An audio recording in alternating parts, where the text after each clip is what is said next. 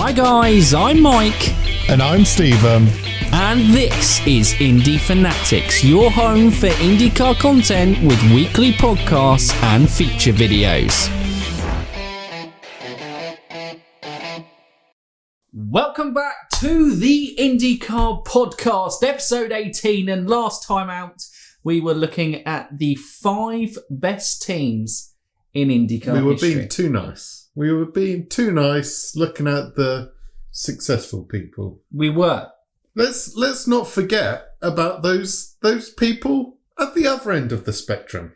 We've got to balance things out, surely. Yeah, we got to slate some teams. Yes, we do.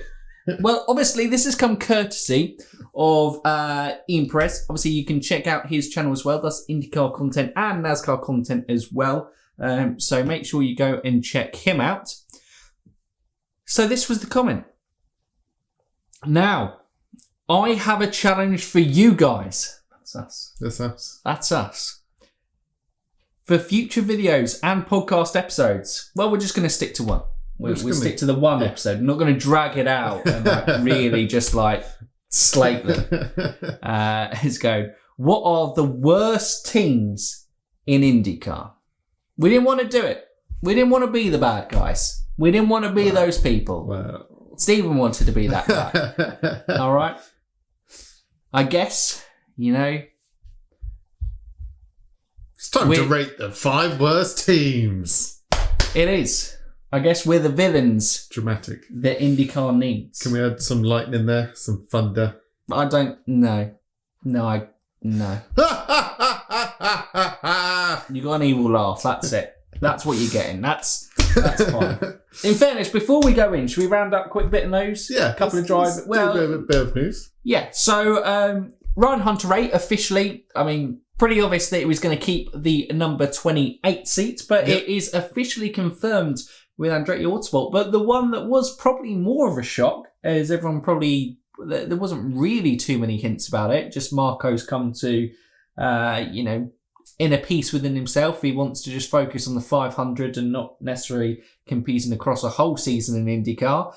He will be stepping back from a full-time seat with Andretti Autosport on that front. Yep. So just the Indy 500 for definite, and may race a couple of other races, but I think he has some ideas, maybe going sports car racings, maybe drive with his cousin in sports car racing as well.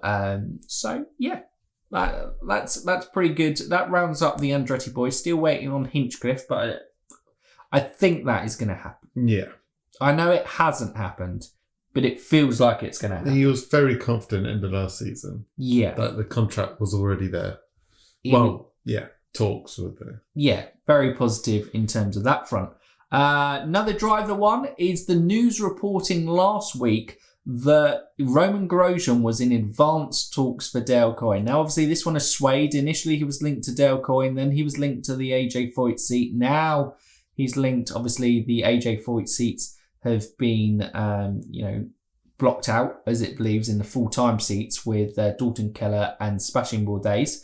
So Roman Grosjean, and I think reports saying 85-90% chance confident that he will be racing for Dale Coyne next year. Well, yeah. I think we were meant to be getting an announcement yesterday, because at the moment they're doing private testing at Sebring, some of the IndyCar teams. I believe Dale Coyne were meant to be there, but then decided not to be there. So clearly haven't quite nailed on the contract for 2 drivers they need to announce. It's not like we're waiting on one driver for Dale Coyne. It's their whole lineup. Yeah. And missing testing isn't the ideal prep. No. Well, a lot of teams didn't show up. It was only 3 teams, I think, were in Sebring. Yeah, I think Andretti are testing today. As we're recording on the Tuesday. So obviously this is coming out on Wednesday. Obviously they're not testing there. They would be testing yesterday when watching this. Anyway, Chip Ganassi were the main ones who were testing on the Monday. Yep. Along with AJ Foyt Racing and Carlin. Yep. Which obviously moves on to perfectly. No surprise. Scott Dixon topped the charts. Yep. Jimmy Johnson got his first outing. Yeah. Bourdais looked good on track. Max Chilton said he was happy with how the Carlin went. Did 140 laps on their testing day. Obviously, he's the Carlin driver, so he's the only one getting information. A lot of pressure on Max on that front, you could say on there. But, well, he only drives the road courses with Carlin Racing. And considering the majority of the calendar, and he drives the Indy 500, Carlin... Near enough a full-time seat there. Yeah, potentially developing into a good one there. So it'll be interesting to see how the Andretti boys get on. By the time this comes out, you would have known. It'd be interesting to see time-wise. But you can't really take too much from testing. It's teams running different programs, different setups, trying things, seeing how, the cars are looking. And they have theories that they would have worked back on the factory in the simulators, and now how it kind of actually translates to the racetrack. We won't know until the first race of the season. Yep. I also believe there's a Team Penske announcement for their 5th car for the Indy 500 coming out today, but we're recording this before any announcements. So you may already know that as well. Well, to make that easy, we'll cover it next week and obviously announce. And I also believe there was a race for diversity and equality announcement coming out 11 a.m. Eastern time today, which I don't know the translation in English. So don't blame us. We haven't missed it. We're just recording before the news. We're covering our backs. That's what we're doing. But we should probably jump into calling out some terrible teams in IndyCar. I think we've made them wait long enough. Yeah. So obviously, with these IndyCar teams, with some of them, it's bad. Some of them, it was kind of funding issues. Some of them, it just was an absolute cock-up, essentially, in that front. So, I'm going to go through the contenders. Unlike last week where we did go 1, 2, 3, 4, 5 listed pre-season. This is just, we're going to give the 5 worst and...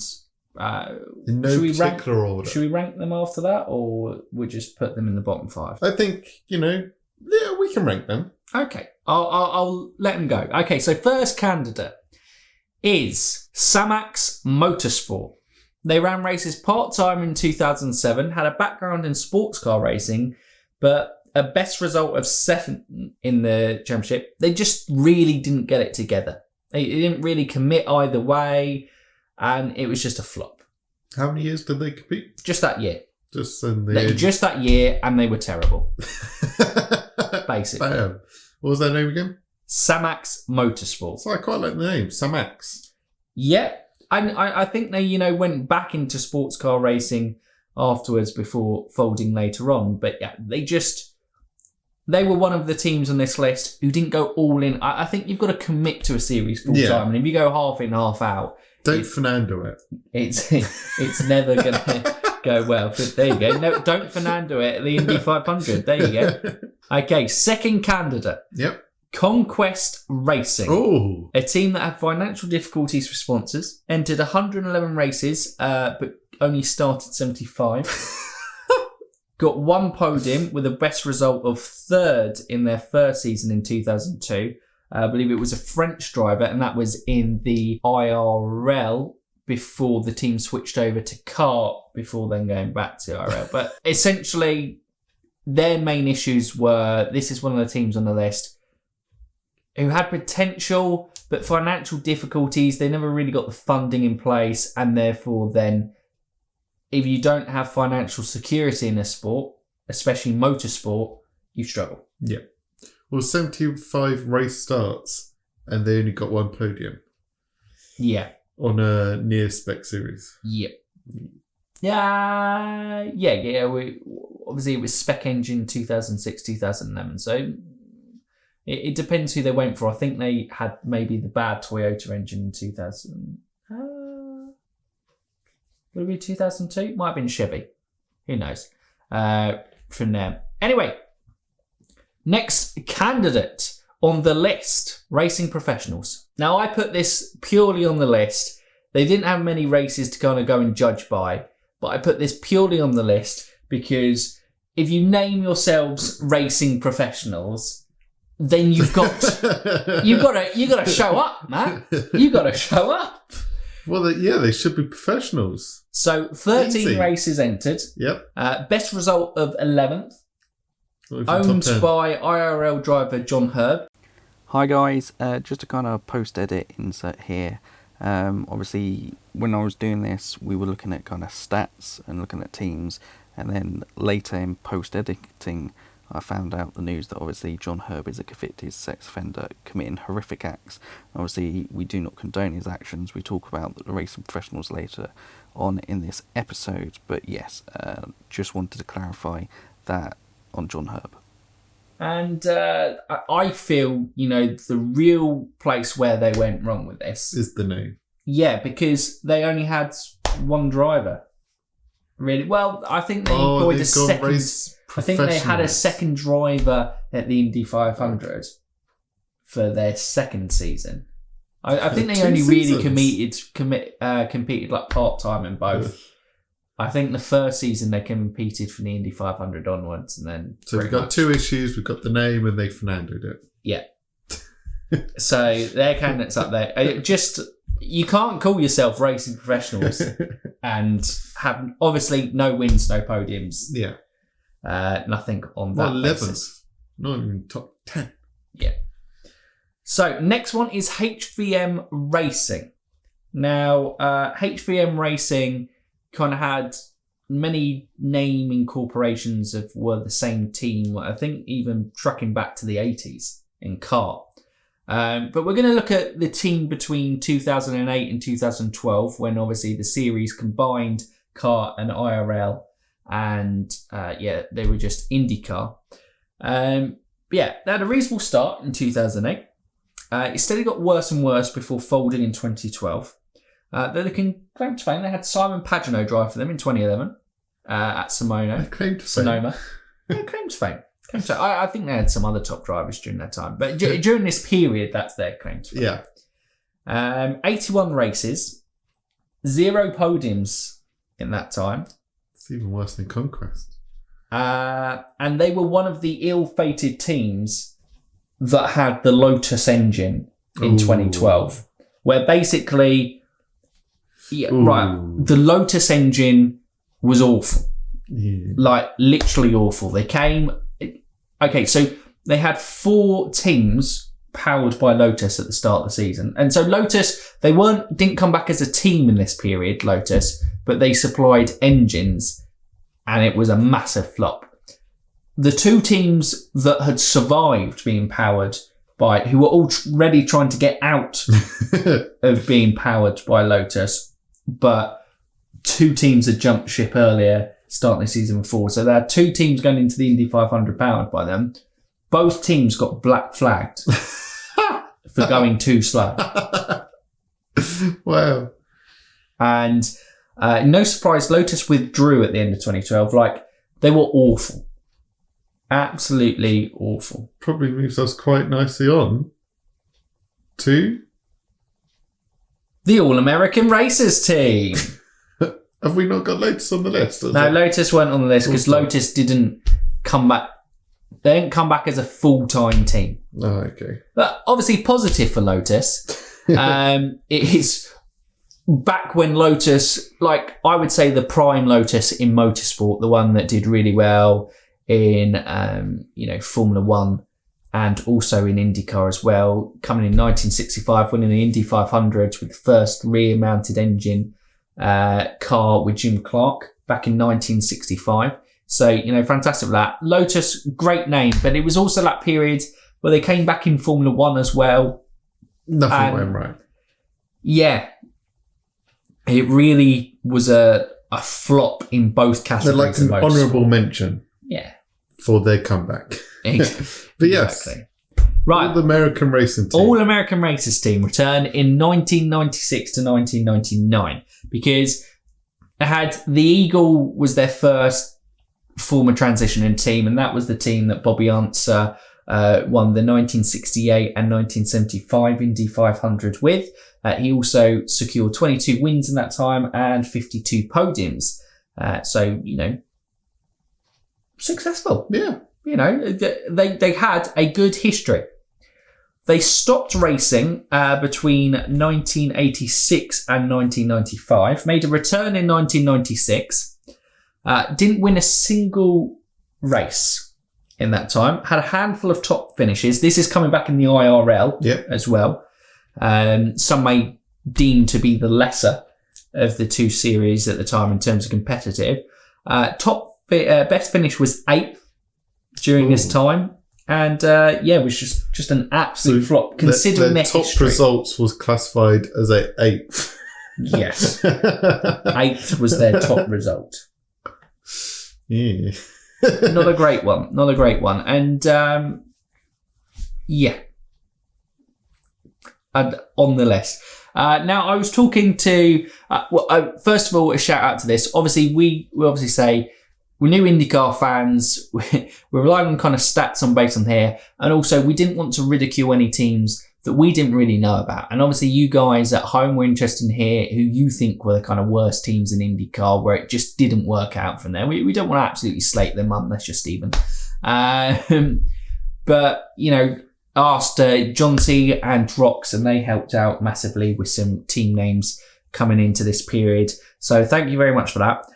John C. wanted me to mention an honourable mention of Ferrari. There was a lot of mention there. Honourable mentions. But anyway, Ferrari. Obviously, we've spoken about it. Maybe Lad's coming back spoken this about decade. Coming, joining IndyCar, doing there. Or maybe it will end up like this one. So Ferrari built a car. Nice. They signed Bobby Rahal. Nice. So, good Top driver. Ferrari builds a known car. Great stuff. Yeah. Fantastic stuff. This was basically, they were like, we're going to IndyCar because F1 are going to ban the V12s. And we're like, they're stepping down. So they're like, we're making our thing. Got their way in F1, never entered. Built a car, signed a driver, never entered. Pulled out. Well, at least they save money on the fuel. They don't have to fuel that car now. Yeah, I mean... yeah. Why not just throw it out in the Indy 500 or something like that? I know Ferrari are the political team. As in, they are playing games all left, right and centre, especially in F1 in motorsport. But come on, don't use another series. Just going... poor Bobby, he's like, oh wow, I'm going to drive for Ferrari. This is amazing. Yeah. I'm going to lead Ferrari's charge in IndyCar. What? You're not coming? Oh. You're not going to pay me? Oh. I need to find another seat. Luckily, obviously, Bobby Rahal did, but because it was Bobby. What a mess, Ferrari. And then I've got a couple of other teams in there, and you can decide whether they make the top 5 or not, or bottom 5, should we say. Access Motorsports. Founded in 2003 by IRL champion Greg Ray. He was without a seat for the season. So he just made his own team. And Rock said, well, actually, funny time to mention, I did, obviously, like I said, was trying to find out some people. Use your guys. We like to interact with you guys, get your opinions. We got the, I won't name them because it's kind of make a laugh at it. Our first 2 replies on this were going, I put out, who makes your worst IndyCar teams in history? The first answer was they're all great. And I was like, well, positive. I like that. Be positive. It doesn't help in terms of making this list, but positive. And then the second reply was your mum. So that didn't go well in terms of a research base. Good market research. But you guys didn't let me down. You mentioned HVM. You mentioned Lotus Reincarnated stuff. And Rox also mentioned that basically any team that got made by a driver. That. Obviously, you've got exceptions to that in Chip Ganassi, Ed Carpenter on that front, AJ Foyt when he was driving for it. Technically, Sam Schmidt Motorsport, because Sam Schmidt made it after he had an injury that basically ended his career. Anyway, go for that. We're off as always. Go over there. Access Motorsports. Greg Ray founded them because he didn't have a seat. So competed in 2 seasons. Highest finish was 7th. failed to find sponsorship in the second season. Well, they did, but the sponsors pulled out, which that wasn't very nice. Led to the team do that. But, well, they basically didn't do anything. So the sponsors didn't want to be attached to a team that weren't doing anything. Yeah. But yeah, team collapsed. Fair enough. So a short foray. Nice honourable mention in the world of IndyCar. Any more? And McCormack Motorsports is the last one I'm going to put forward here. Obviously, a lot of these have been recent. It was a bit difficult more to find the older teams in that basis. No one really came forward with any sort of real suggestions from the past. So that IRL kart team, obviously, you know from my History of IndyCar Part 4 video that was probably the downtime in IndyCar where everything went a bit tits up. So it makes sense that there were some tits up teams in there. Yeah. From there, right. Anyway, McCormack Motorsports, founded in 1996 and folded as a team in 2001 after failing to qualify for the 500 and being woefully off the pace at the Casino Magic 500. Had 11 different drivers start a race for them in their time in the sport, including 4 in 1999, considering they had one car. Which would also see the team's best results scored by Bussell, I think it is, a 5th at the Walt Disney Speedway. I said in 1999. Right, anyway, so that's our candidates. McCormack Motorsports, Access Motorsports. I don't think I'm going to include Ferrari in there because they never did race. All American Racers, HVM Racing, Racing Professionals, Conquest Racing, and Samax Motorsport. I know we said we'll rate them, but they're all equally terrible. I'm happy just to chuck them in the pile. Okay, right. Throw a match on that pile. Let's pick 5 then. Which one gets saved of being in the bottom 5? So not in the bottom 5? Yes, because we've got 1, 2, 3, 4. Rate the bottom 5, then rate the not bottom 5 that are nearly the bottom 5. We've got 17, so if you could save 2 of them, who would they be? I don't know.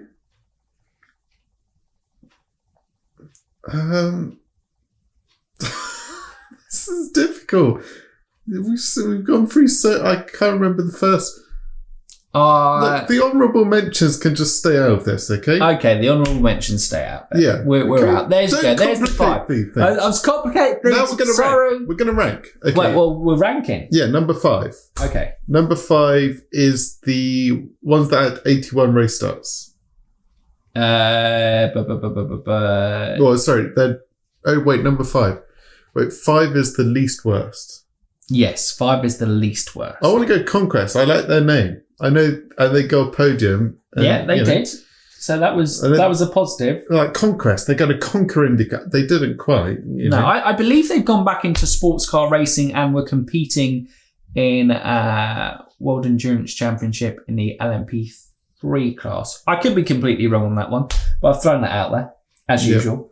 Just throw something out that I go, is that right?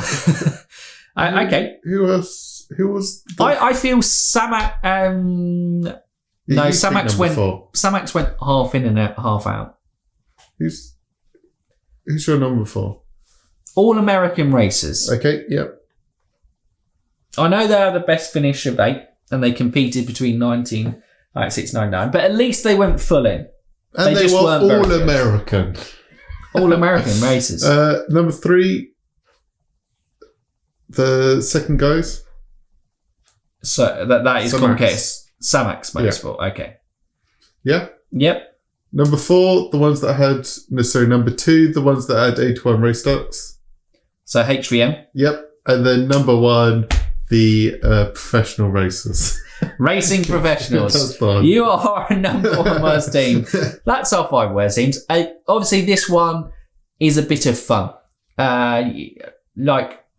In all fairness, to get a budget together to compete in IndyCar, it is. But it's motorsport, you've got to judge stuff. Yep. And thank you, Ian Perez. We like to kind of do stuff, suggested to you by guys. You guys have been putting out some fantastic suggestions, and their videos, obviously, we're going to be getting around to. We've got a lot of time to fill between now and April as well. So hopefully we can fill most of those suggestions within them. But obviously, if they keep coming, they might still be delayed in some aspect on that front. But yeah, thank you so much for that, Ian Perez. Hope you, hope you enjoyed that. Hope you had fun with that. Let us know in the comments down below, what were your 5 worst teams in IndyCar history? Do you agree with our ones? Do you disagree with our ones? Would you change the order of where the ones? Would some of the honourable mentions get into the bottom 5 for you? Let us know. Get involved in the comments. As always, we do love hearing from you guys. And Stephen, if they're new around here or haven't done so already, you can like, subscribe and ding that bell. Ding it. So for now, you Indy fans, keep racing.